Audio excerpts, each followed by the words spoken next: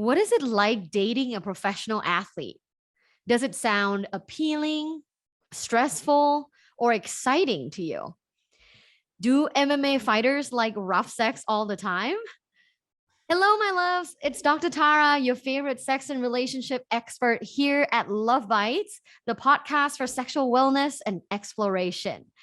With us for a fun conversation today is Ashlee, Rebel Girl Evans Smith. She's originally from a small NorCal town, and after wrestling on a boys' high school team, wrestled at Menlo College in the Bay Area. She was a four-time All-American who got into MMA shortly after graduation. She moved to Southern California, where we are now, where she lives today and pursuing her MMA dreams. Fighting in the UFC since 2014, she's fought in various divisions. She also has her own podcast called Sex and Violence with Rebel Girl, in which I had the honor to be a guest on and played a fun game of Fuck, Marry, Kill. It was so much fun. Hi, Ashlee. Hey, thank you, Dr. Tara. I'm excited to be here. Thank you for reciprocating and having me be on your podcast now. Oh my gosh, I'm just so excited to talk more about you and your life experiences and dating and relationship and sex. Because I mean, being a female athlete is already something that I think a lot of people don't hear a lot from, sadly, right? Because our culture tend to talk a lot more about male athletes. Would you say so? Oh yeah, for sure. Yeah, like they're so much more glorified. I feel like female athletes are badasses, and I definitely want to hear more from them in all platforms. Well, since our platform is about sex and relationship, I really want you to share some of your experiences in like dating as an MMA fighter. Yeah, let's do it. Let's talk about it all. Yeah, so like what are some of the stories you can share? Maybe in early dating, maybe some like embarrassing mishaps or some stuff that people maybe assume of you? I mean, I don't know what story I can tell you without kind of like being led in that direction. I could say that I can kind of give you a brief kind of background of my dating history. Yeah. Like you said in my intro, thank you for my accolades. I am from a Yeah. small town, and I'm all girlied up right now, but I've been always been a tomboy, and that's actually how I got into wrestling on a boys' high school team, then college on a women's team, and then eventually into MMA because I just been kind of like a rougher guy's girl kind of person, and I still am, to be honest, but I really didn't start embracing my feminine side until halfway through college. And I think that's because I didn't have any female role models in my life. I had my grandfather who raised me, and my parents were just kind of like drug addicts that were like not around, so I'm grateful I didn't have any like abuse or anything like that. But looking back, there was just no role models to kind of teach me about dating or how to love myself, or what to do when you start dating someone, or what to give up and not, what to keep, sacred, and all that. So what we end up doing is learning a lot of lessons the hard way on our own, in the dating world, or just in the world in general, right? So to sum up kind of like my dating history, I was a tomboy in high school, and that's when I had my first boyfriend. But I never really had like real boyfriends. I say boyfriend, but it was like, I didn't really value myself. I was drinking a lot. I'm only recently sober, 3 years in July. So I've had a really strong battle with alcohol. Thank you. My whole life. And it started at 15 years old. And so it's hard to really connect with someone in a love way or romantic way when there's alcohol or drugs involved, let alone when you're 15 and you're just trying to figure out the world. So I can say that I had some relationships in my teen years, but it really wasn't. It was like hooking up, me having strong feelings for this adolescent boy who just wanted to stick his dick in a hole, Oh, I and thought that's all boys, not just adolescent boys. it is, but every once in a while you'll catch one that you can connect with every once in a while. So, I didn't really have much experience. I had a lot of sex, a lot of sex in high school. Like I said, I was a high school wrestler. So I had this like weird double life where I was like, going to school so I didn't get kicked off the wrestling team. I'd go to wrestling practice and wrestle with my guy teammates. And then right afterwards, I'd meet up with these punk rock kids and just get wasted and drink and party and go to punk rock shows.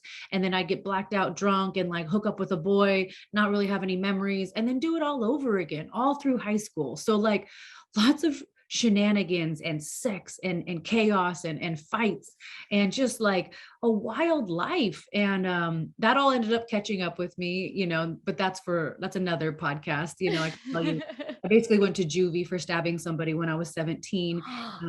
But let's keep it light on this podcast. But that was a turnaround for me. So, all those kind of shenanigans in high school and partying and wrestling, I never had a real romantic connection with a man until college. So I get to college, I spent my senior year in juvenile hall. The judge let me out to go to college, and I had to like serve the remainder of my time for my crimes, my freshman year on vacations. But that scared me enough to get clean and sober for 4 years in college. I was a model college student.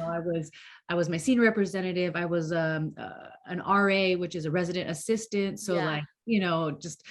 I was so good. I was the captain of my wrestling team. I was the editor of my newspaper. Wow. It turned my life around, and like it really showed me like I could accomplish so much without alcohol. And during that time, I got to fall in love, because it's hard to really fall in love when you're intoxicated, when you're always inebriated. Like how can you make a real connection? You may think you have a connection, but you're not even with it. So I had my first love. His name was Steven in college. Actually, I had 2 loves in college, both named Steven. Whoa. But No diversity here. yeah, but they were diverse. One was a star wrestler from Arizona, and Ooh. he went back to Arizona. We broke up, couldn't do the long distance. And so Right. my second Steven was a like a rock guy. We went to punk rock shows, and we worked out together all the time. And they had some similarities, but they were also very different. One was more of like a soft romantic, and the other was kind of like a adorable meathead. But I learned a lot in college because, like I said, it was such, college in general is like an eye opener for a small town girl who'd always been partying. I got sober. I met intellectuals and people that I could really connect with. And so those were like my 2 relationships that kind of started off my romantic career. But unfortunately, Romantic career. I love it. it has been a career, and that's actually why I Speaking like started. a professional athlete. But like, unfortunately, that incident in high school with the knife and stabbing wasn't enough to stop me from drinking forever. So I picked drinking up after I graduated college. And then it was just a series of blackouts and hookups and poor decisions, waking up to somebody that you would have never even looked at sober. And that, that's a horrible feeling. And unfortunately, I went through that from 21 till 32. So almost, over a decade of poor decisions. And now that I have my drinking under control, we can talk about more, of the drinking aspect and all the crazy stories that I have during that time. But like to kind of fast forward through that decade of partying and relationships and physical abuse and horrible things like that. 3 years ago, I got sober, and it's like a whole new experience to connect with someone. Yeah. And drunk sex versus sober sex and everything like that. It was just a new experience. And I have so much fun talking about it on my podcast, and so that's really why I started my podcast. Oh, wow. That's a beautiful story. I mean, I think that I'm a big believer of like second chances, and I think, you know, we're humans. Gosh, we're, even though at times it seems like we're simple, we're so complex. All kinds of emotions that we experience, the waves of them, and sometimes having mishaps and Yeah. relapsing on certain behaviors. Like, okay, yes, so alcohol, for you, your vice is easily named. For some people it's like serial monogamy, Yeah. Yeah. Yeah. because they can't be alone, so they have to consistently be in a relationship. For some people it's sugar, cupcakes, and, you know, getting uh you know, obese from addictive personality to a certain type of foods. Some people it's can never commit, super distant, are very closed off. So I think we all have our thing. Yeah, and I have multiple things. It's not like alcohol was the one thing. When Mm-hmm. I got sober, the biggest thing, the biggest battle for me personally with my new sobriety was, wow, I had spent almost my whole life, really, my whole adult life, pushing away, pushing those feelings and Mm-hmm. those thoughts away, drowning them basically. And when you're sober, you have to sit in those feelings and work things out in your Yeah. head, and you just feel so much. It's like Yeah. it's like a dam has been holding back all your feelings and emotions, and then you get sober, and like the bad side is just, it comes flooding in. It's not like it'll Mhm. slowly come trickling in, like you have to deal with it like all at one time. And I did realize that you mentioned I had a problem being alone. I didn't like it, and Mhm. I don't know if that's because I'm psychoanalyzing myself here, but I didn't have a mom, and my Mhm. parents weren't around, and so like That's a huge part. I'm feeling like maybe I always wanted to be with a love partner because that was the way that I felt like needed or loved, or and I did it so often, so many times, that it became just a pattern. Even on nights when, uh, like I didn't even have someone to call, like I would lower my standards just to have Mm. somebody in bed next to me so I didn't feel alone. And that's a sad, sad Mhm. thing. And I A lot eventually, of people experience that. I think so too. I think so too. And the funny thing is that I got sober, I think it was 4 months. Yeah. So I got sober, and 4 months in is when I finally hit that, not finally, but because it's kind of quick, but I kind of had a realization like I'm going to be okay alone. And was focusing on me. And as soon as I was like accepted that and was okay with that and got into my like healthy routine, my partner now, who I've been with over 2 years, longest relationship of my life, healthiest relationship of my life, he came into my life. And so Yes. that corny phrase of like attract what, like, Oh, what is it, like attract what you want, or yeah. but like I was just like, okay, finally I'm just going to focus on myself, loving Mhm. myself, being the best version of myself. And then boom, like my partner, my life partner, who I want to be with forever, really, came into my life. And so I'm like, there is something to that corny quote for sure. Oh, I 100% stand by that quote. Whatever that we can't get, Yeah, get, I'm like, the it's one. like basically like your energy attracts other energy. So good energy attracts good energy, right? Yes, Healthy energy attracts healthy energy. you get So what you put out, you get back what you yeah, you get what you put out. I think that's the quote. something like You get what you put out. I completely agree. I was um like, you know, similarly, but like very different also, but similar. that. I feel like I lived through my 20s just blindly going into multiple monogamous relationships back to back to back to back, and never really take the time to examine myself and look inward to why is it that this is my pattern. So, you know, when I was giving that example, I was giving myself as an example of, you know, other people have their issues too. Yeah. uh and until I became to like truly understand my attachment style and how it manifests in a relationship, I started to repair how I am attached to others with my therapist. back in like when I was 26.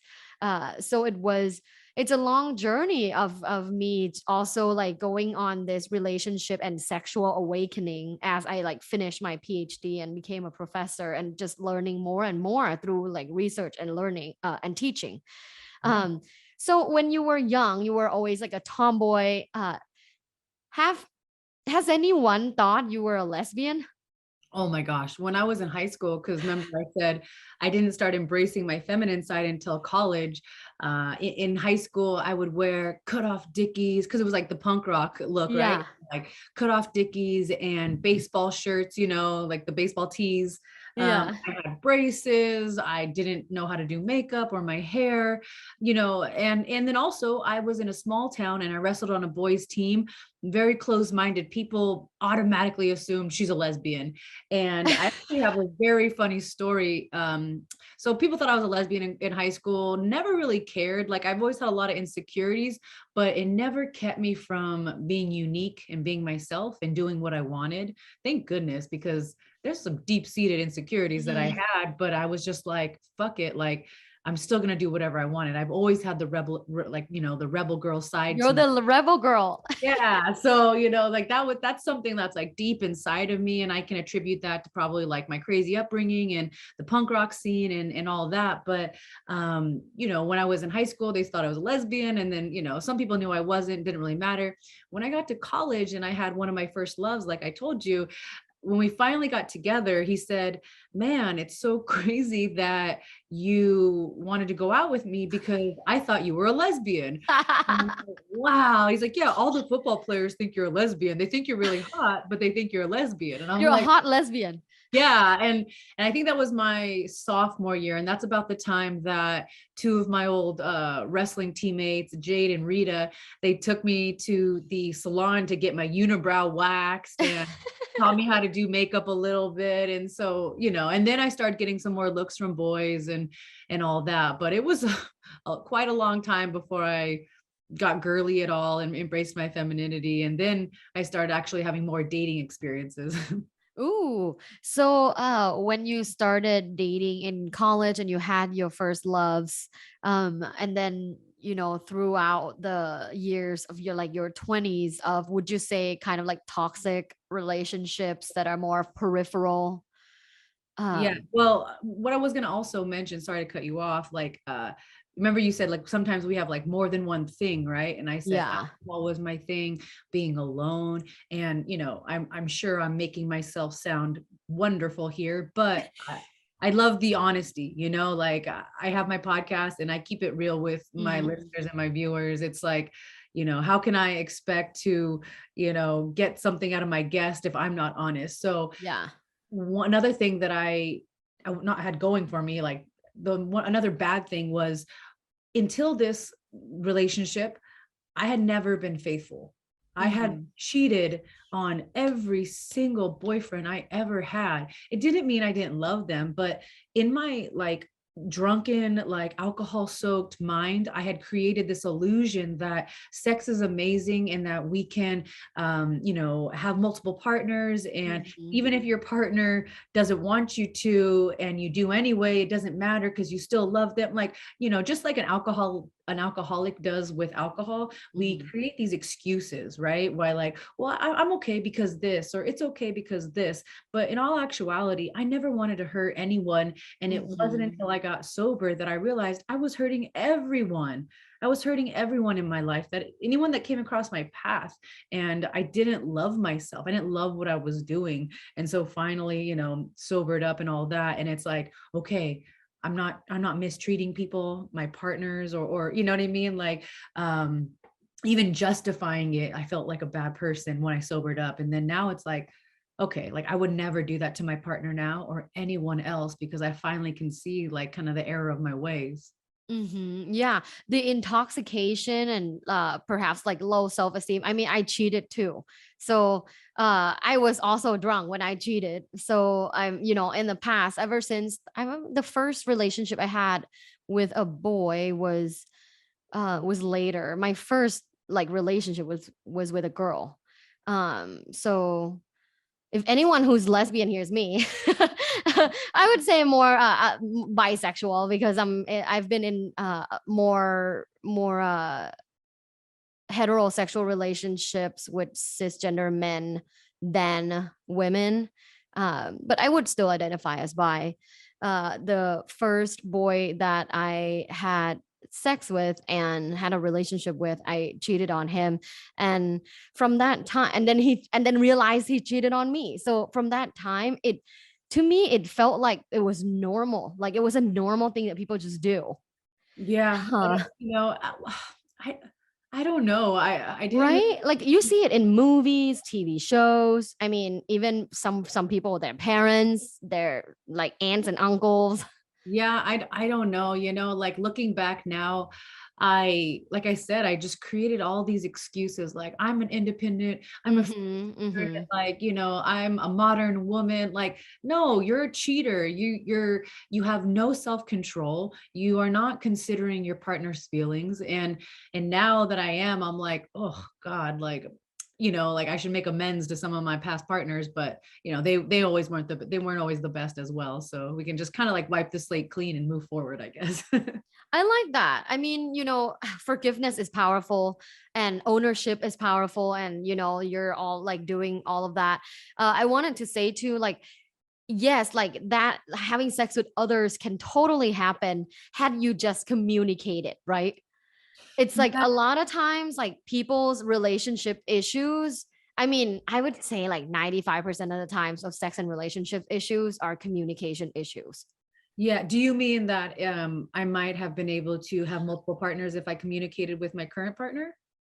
Possibly with the at the time, like let's say you were 25 and you're dating this person and you're like drunk and you're like, hey, I've always wanted to have a threesome with another guy. What do you think? And if he gets mad and he breaks up with you, then you can still do it anyways. But in that sense, honesty was the first step rather than doing things in secret, right? Yeah, I think, well, okay, so yeah, possibly, but if I had to bet money on it, the past partners that I've had have tend to be along the same mold, right? Like Mm-hmm.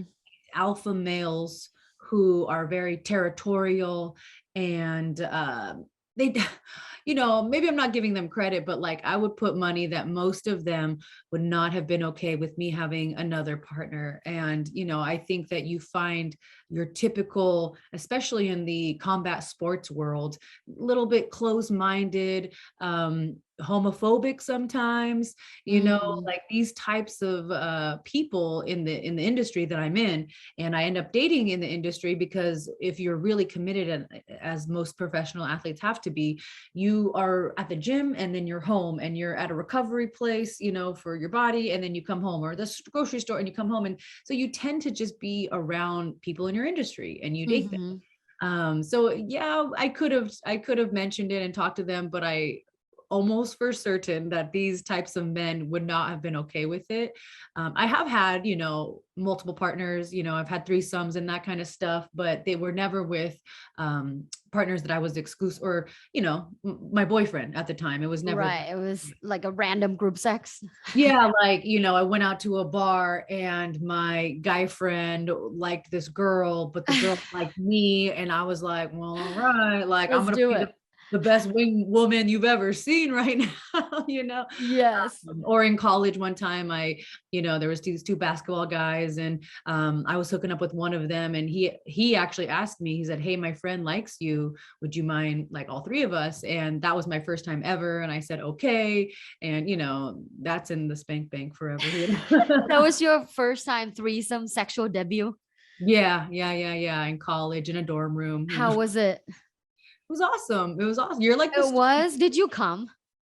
In college, especially college boys, I think they're not real versed at knowing how to make a woman come. And also, I didn't really know my body until really, I really. hope they're listening to this episode. Yeah, all college guys are like, what the fuck? No, I definitely didn't. But for me, like if even if you don't come in sex, there's so many other things that are going on that are Mhm. pleasurable, you know, like just the actual, you know, the intimacy and the passion and, oral sex or whatever you're into. Like it's fun even if you don't come, but yeah, coming is great. Yeah. I was gonna say like touch is powerful. Like even if we just get naked and hug like and just cuddle all night naked, like the touch, the skin on skin is very powerful. Yeah, I agree. I think my love language is physical touch and words of affirmation because Oh. I love my partner. He's so complimentary and I'm a really complimentary person as well. Like I feel good when I can see that my words and my actions have made my partner feel good. Like it's such a, I don't even know if that's how I receive love, but I love when he talks to me because I have like a lot of insecurities. And then one talk from him, it's like he knows how to like pick me up and make me feel like queen of the world. Oh, awesome. It means he has high communication competence. Ooh, I will tell him. Yeah, he's a competent communicator in which we don't have that many in the world. No, and to be honest, me and my partner have had our rocky patches Of and course. we're very, like I always describe it like, you have this kind of person and you have this kind of person. Actually, my old MMA coach told me this. I was dating his nephew at the time, who was a younger, very kind of soft human, emotionally. And, I told my old coach, I said, I just don't know if it's going to work out. He said, why, Ashlee? You're this kind of person and he's like this. And sometimes you need it to be like this, as opposed to two kind of thick-headed, strong-minded, and you're just constantly getting Mm. this.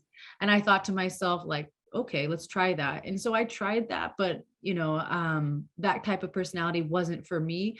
So what I ended up finding in my current partner is he's this as well, but he's really good at, he just learns, you ever had a Mhm. partner and you try to communicate and work on a problem, but it's almost like they don't retain the knowledge or they don't retain that information, and so they kind of keep making the same mistakes. My partner, and the first time I've ever seen this in a relationship, we'll have an argument, talk it out. I'll say, this is what I meant. This is what I wish you would have done. This is what, I could do better. He'll say the same thing. And literally the next time I can see his improvement. He's actively working on being a better partner and his own flaws, because we're hot headed or whatever, or insecure or jealous. And I can see it, him working on it.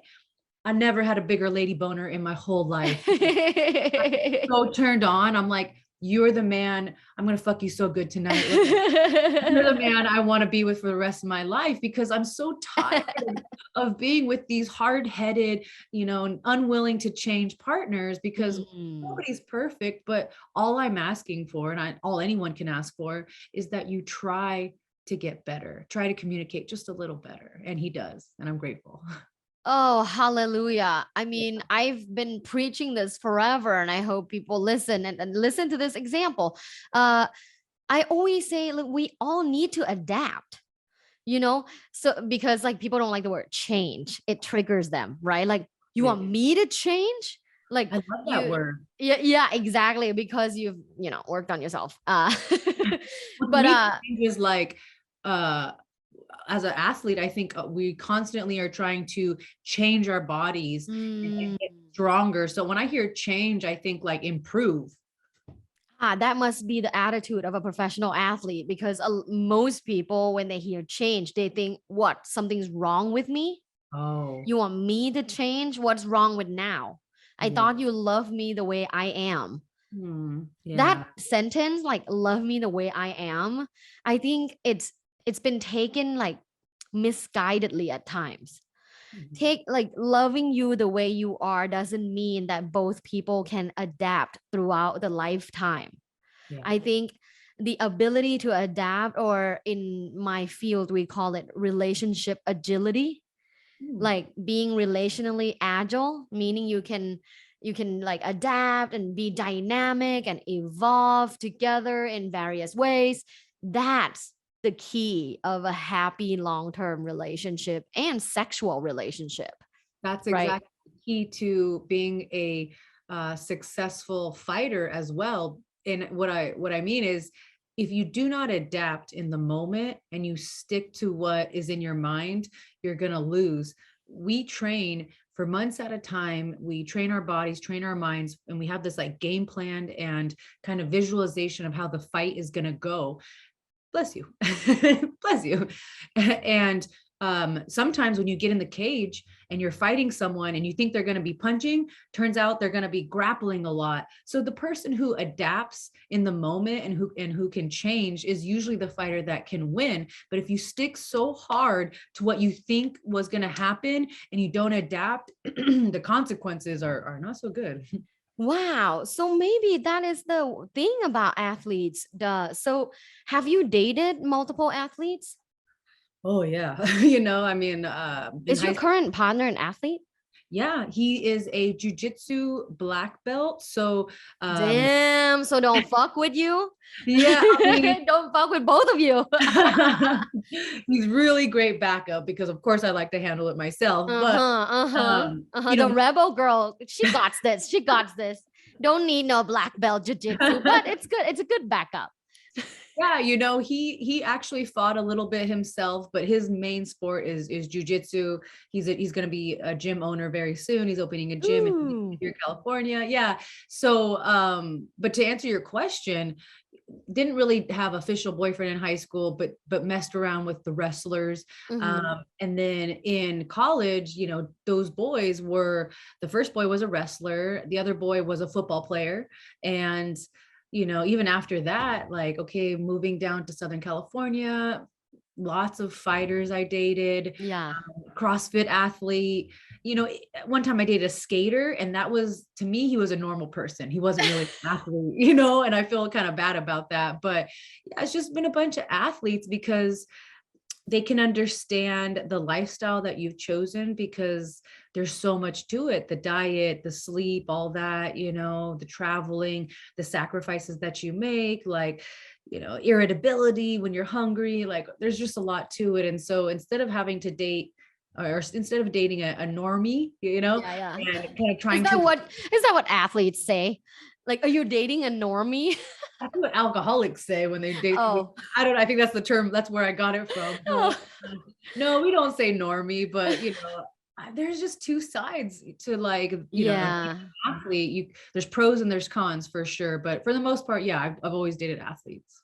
Yeah, I've seen, like actors or celebrities or singers, they like date within their industry Mhm. because it's probably little things in life that no one else would understand but the people in the industry.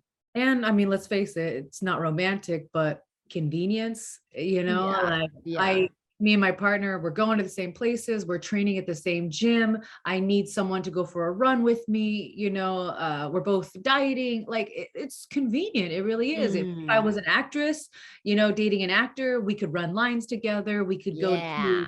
auditions together, you know, that kind of stuff. Oh gosh, that makes sense. Yeah. So okay, that was my question. But then I also wanted to ask, so dating a professional athlete, and I guess you have both perspectives, like for people that date you and then for you that you're dating a professional athlete, like is it mainly um is it like very stressful because of how drastic changes like schedules and behavioral things are? Stressful. I mean, to be honest, the lifestyle is a little stressful because, unlike basketball, you know, or baseball, like we have a set amount of time. It's usually about 2 months, could be a little more, could be a little less. And as a professional mixed martial artist and MMA fighter, you train really hard in those 2 months, and you're dieting, you're literally trying to drop anywhere from 5 to 25 pounds, you know. Oof. So if you're smart, you start early, but most of the time we don't start because we love food and whatever, you know. So you know, you're stressing your body, you're constantly thinking about the possibilities of winning or losing. And losing, it's not just about losing, it's, you're literally fighting for your paycheck, because if you don't know, the way that it works pay wise, if you show up to fight, you get a certain amount of money, and then when you win, you get double that. But if you lose, Mm. you only get the one set amount, right? So, you Oh. know, winning is everything. It's like, you move up in ranks. Sometimes like in the highest organization, if you lose a few fights in a row, they can cut you and you lost your job. And then, it's just so much to it. If you get knocked out, I'm not even talking about the physical injury. That's the last thing I think about. I know it's probably the first thing that most people think about, Right. but there's, with social media and the way the world is now, you could be someone's highlight reel and, it's just you getting knocked out over, Oh, someone makes a reel of you and or a boomerang damn. or something. And so there's so much, like, there is a lot of stress if you don't know how to harness it right. And I've been in the game for over a decade now. It's all about visualization, balancing your life out, surrounding yourself with positive people, having your, whatever it is that you use to decompress. For me, it used to be alcohol, and that was unhealthy. Now I've found marijuana is great. Like, Oh, I'm happy big. 420, delayed 420. Thank you. Thank you. Yeah. I'm a big believer in cannabis for mental health issues, for a lot of great things. So to answer your question, it's a long-winded one, but yeah, like it can be very, very stressful. And if your partner isn't an athlete or doesn't know, hasn't been around the mixed martial arts industry, they're just looking at you like you're crazy, you're starving yourself, you're, draining your body of all its liquids, you're constantly thinking about this other chick that you want to kill her, you're like, who am I dating right now? And so there's just, it's a very different lifestyle. And I forget that because it's all I've known my whole life, Yeah.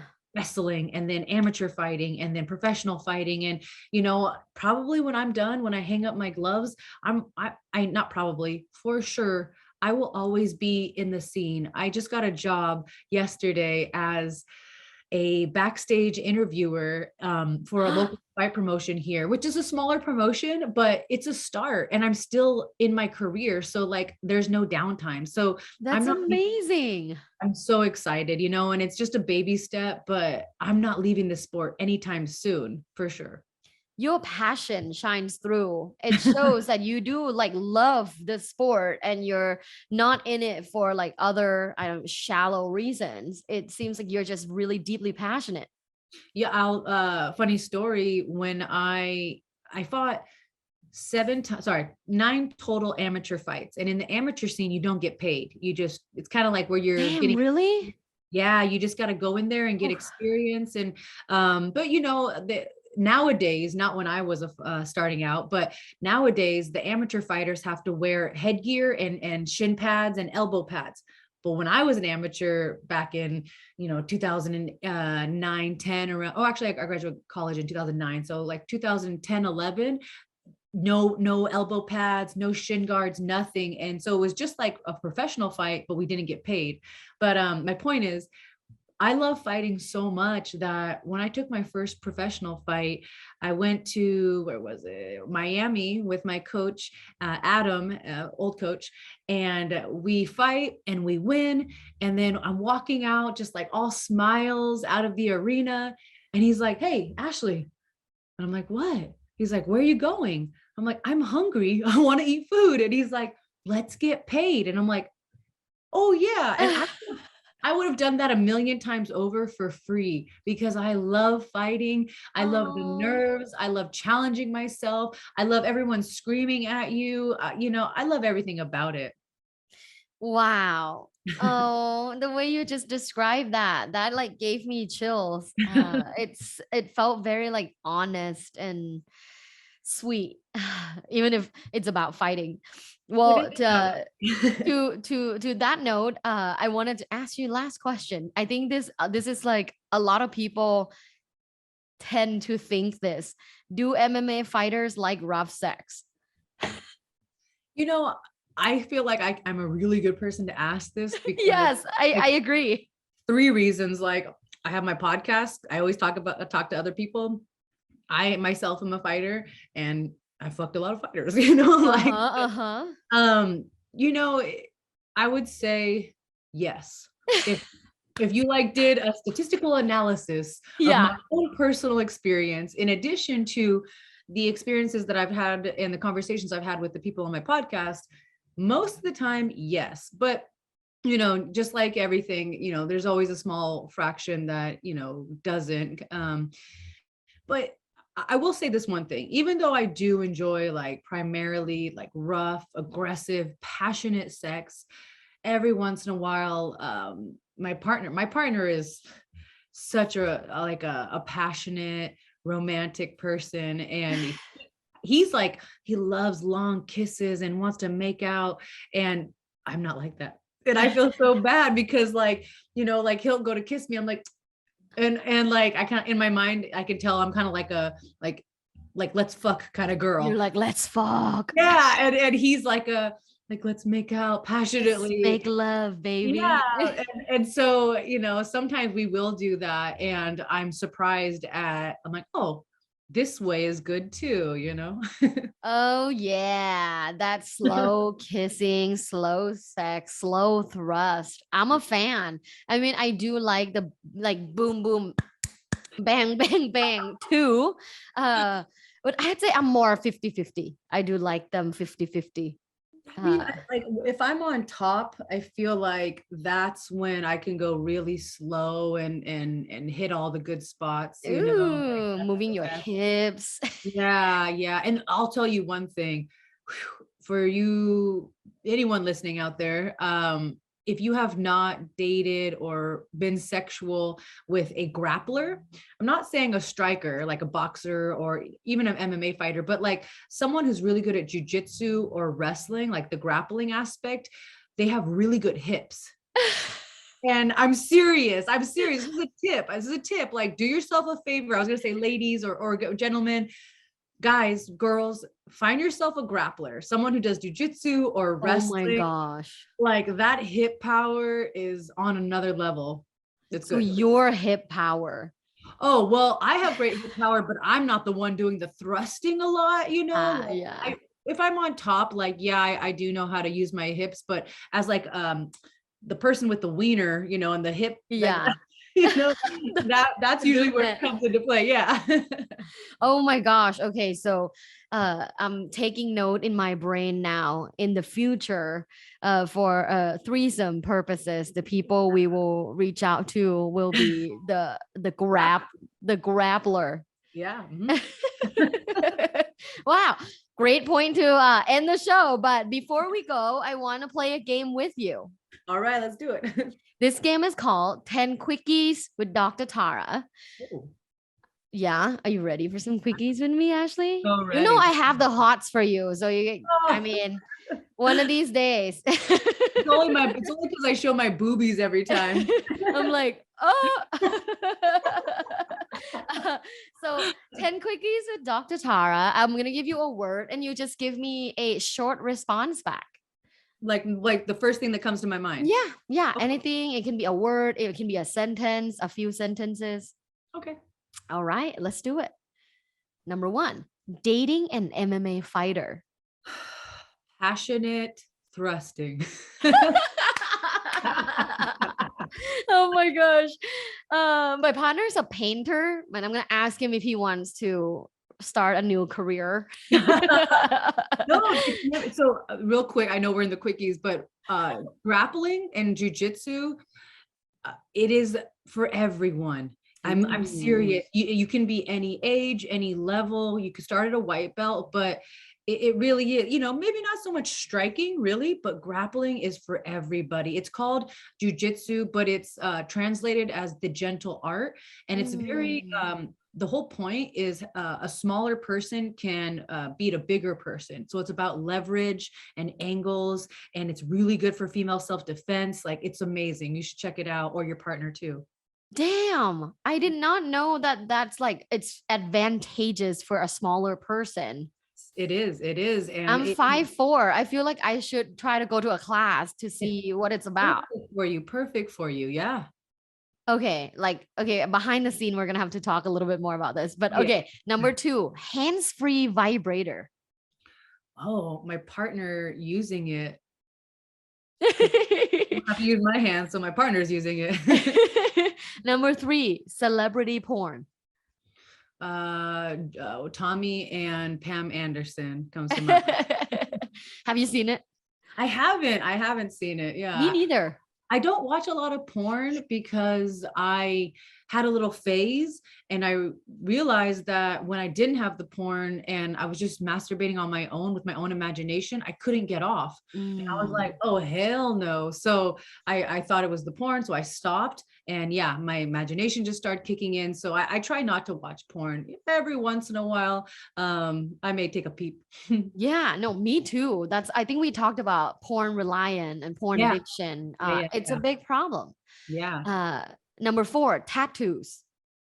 Oh, everywhere, all the time, any day, love them. Number five, sex on the beach. Oh, bucket list. I've never Ooh, done it. I've never done it, but I would love to. but sand though. I don't care. That's just one of those Ooh, things where it's like you're not actually doing it because you know it's going to be good. You just want to be like, I did that, you know? bucket list. Yeah. Yes. Number six, exhibitionism. Ooh, too scary. Too scary. Really, for you? You fight on TV. I am so like I'm sorry, shameless self promotion right now, but that's not the Yes. point.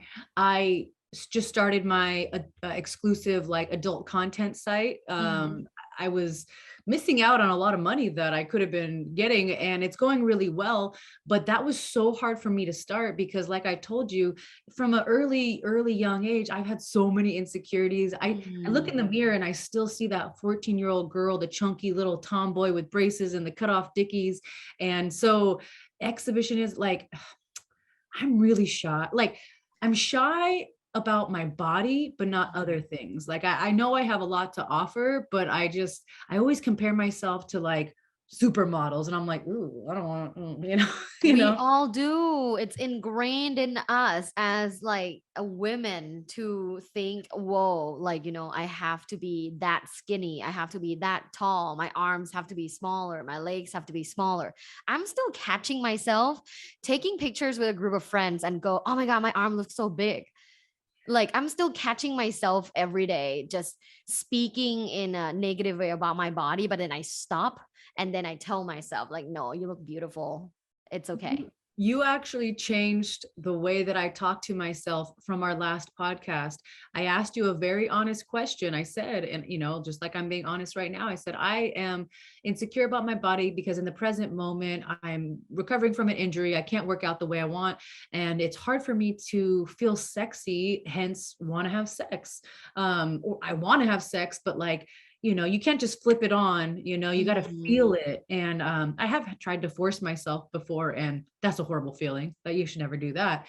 But I remember what you told me, like positive self-talk, tell you're like, I am beautiful. I have a great stomach. I have, and so I was laying in bed the other day saying that in my head. And I'm not gonna lie, like it just kind of starts to kick in, like even out loud. We said we should say it out loud. That's the best. Yes. But I didn't want to sound like a crazy person with my like, I'm beautiful. And he's like, I know. I love my stomach. You'd be like, good. Me too. I love that. Thank you for sharing that. That makes me really happy. I Yeah. do it too. I have to do it every day because I definitely when I was younger had like body image issues and it's ongoing. It's an ongoing journey. For sure. Number seven, threesomes. Oh, never again, because my partner and I are, like I love my partner, but I know that he is a certain mindset about sex and relationships. And so in my mind, I've kind of just accepted that that's probably not going to happen in my life. But I even told him, I said, babe, because I'm not bi. I've Mhm. had my lesbian experiences or bisexual experiences, and they were always either alcohol or like, ecstasy, Molly, like kind of Mhm. drug induced, and no regrets, loved it, had so much fun. But like, I couldn't say right now that like, I would be sexually attracted sober to a woman. But in my contemplating about long-term monogamy, I'm like, damn, forever's a long time to have one partner. And then I'm like, you know what? I'll just like whenever my boyfriend, years down the line, I'm like, I'm just gonna be like, hey, how about another girl? And then we'll just see what happens, Yeah, let's see Yeah. what happens. Let's Yeah. agility. Yeah, Yeah, let's you see what gotta happens. adapt and change. Yeah, that's what my partner and I always say. Like, the more important part for us is always communicating. Yeah. Yeah. Always communicating. In terms of like sexual relationships or this or that, it's whatever feels good at the time, but always communicating that's the commitment. Yeah, yeah, yeah. And Uh, we talked about this, and I feel exactly the same. And I'm grateful that I have a partner who tries. yes, it's really sweet. Okay, well, I guess next one, number 8 is monogamy. Oh, not so bad. I never really thought that I could do it when I was younger because I never really tried. But now that I have a healthy, committed relationship that I'm just completely content with, like it's good. It's easy. And, I know that I'm sure I'll be tested in the future. Handsome man talks to me, in a situation, but when you find someone that you truly love and you're not drowning your sorrows in alcohol, it's not that bad. Oh, number 9, breath work. Important, so important, but I suck at it and I need to improve on it for sure. We can do it together on FaceTime. Yeah, like you told me the thing about the air pathways and the penis and men's health. They told us actually it's beneficial for women now too. I don't know if you saw that. Mm-hmm. But just breathing in general. And I'm pretty sure I have a deviated septum where you can get that fixed with surgery. But unfortunately, because of the profession I have, if I get that surgery now and I get punched in the nose, which is inevitable, it's gonna be pointless. It'll just mess it up. Yeah. And I want to get that surgery for my partner because he has to come sleep on the couch like 3 or 4 times a week if I'm really tired. I'm snoring so loud. So I was wondering, like, maybe if I really work on breath work, like maybe I'll breathe better. I don't Dude, know. it's completely possible. Yeah. So important. Yeah. Last but not least, number 10, sex parties. Oh, never been, want to go. Woo! What a great way to end this conversation. All the possibilities. Yeah. Where can people find you? So if you would like to hear the podcast, Sex and Violence with Rebel Girl, you can check it out on all audio podcast platforms like Spotify, iTunes, Podchaser, anywhere you get your podcasts. We are now attempting to be full video. We are still working out some kinks. Dr. Tara's podcast, her episode is the first one. You can actually go to my YouTube now, Sex and Violence with Rebel Girl, and it's up there. Actually, this week we'll have one more as well, but we are working out some kinks. But full audio is always available, and that's new episode comes out every Friday. If you want to follow me, my personal Instagram is at Ashlee MMA. That's ASHLEE MMA, and on TikTok, I think I'm like Ashlee MMA, Ashlee Rebel Girl. I don't even know. Twitter, it's Ashlee MMA. Snapchat, Ashlee MMA. I feel like I'm forgetting something, but that's pretty much Your where. adult content. Oh, thank you. Yeah. If you want to see a little bit of this, Well, this a little bit of that. little bit of that, you can check out www.ashleerebelgirl.com. Awesome. Well, thank you so much for having a fun conversation with me today. I can't believe an hour already went by. I'm like, I I want to talk know. more sex stuff. This is great. It was so fun to learn more about you. You're a beautiful human. Thank you. Thank you so much. I'm definitely on my own journey right now. And I love talking to people like you because you honestly already changed my life in a very, very impactful way with one conversation. I'm sure you're doing that with tons and tons of other people. And I wish there were more people like you out there.